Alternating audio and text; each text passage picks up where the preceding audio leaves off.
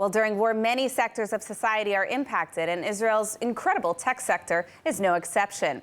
The war has presented new challenges for the startup nation, but not insurmountable challenges. Here to speak with us about the status of Israel's tech sector is Sharon Ari of Startup Nation Central. Now, Sharon, as part of your job, you are constantly in touch with various tech companies here in Israel. How is the industry holding up? So thank you for having me. I would say that with the ongoing conflict and the global economic downturn, the Israeli tech ecosystem has shown incredible resilience.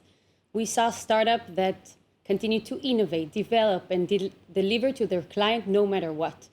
And we're talking about 7,000 innovative companies in Israel, but also 450 multinational that have innovation center and R&D center in Israel that wasted no time and continue to make hard decisions, ensuring business continuity and deliver to their global client. And it was incredible to see the last 3 months what happened in the ecosystem.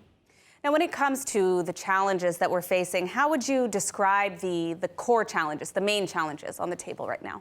So the war has impacted every aspect of the Israeli economy, of course. The first one is workforce, with an estimate of 50% listed to active duty right now, me among them. I was 2 months in the reserve duty. And the fact that you have so many people not in their places right now, so the workload on the other co-work, and of course supporting their families and their close ones during that time. And the second one is the funding challenge with Israeli startup, and by the way, startup all over the world already faced after a tough economic year, but that just adds up. And this is one of our focus this year at Startup Nation Central, to bring new investment in the ecosystem, because that's really what we need right now. I was just going to ask you, actually, what are the factors that are contributing to the Israeli tech sector's resilience and ability to continue production and all the work they're doing right now? So we identified 3 main factors that favor the tech ecosystem in Israel. The first one is the fact that Israel is based on software. So supply chain and logistic issues didn't really affect that. The second one is that the demand for tech is still high and hasn't changed by the war. It's not like COVID-19 when the world stopped. The world continued. So we had to continue to deliver, and global clients are consuming Israeli innovation every day.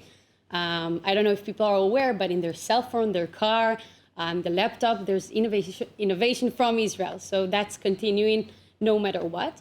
And the third one is that thanks to Iron Dome, a lot of the ecosystem is centralized in Israel. So thanks to that, it's not a war zone in the center where the majority of the companies are.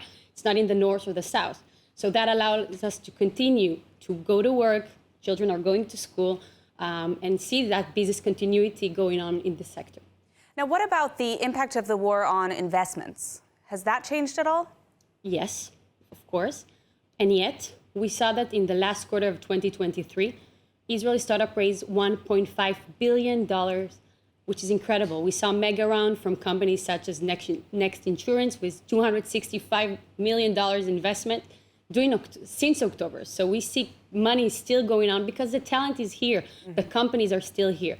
So that makes us optimistic. But on the other end, this is the main challenge now, and we need to bring more investment and more investors to the ecosystem.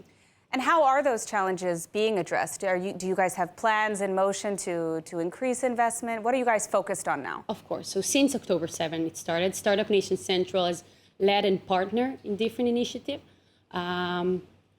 supporting startup with funding, with networking, with operation, and doing whatever we can to support the local ecosystem. We saw emergency funds such as Iron Dome and Iron Nation or Safe Dome.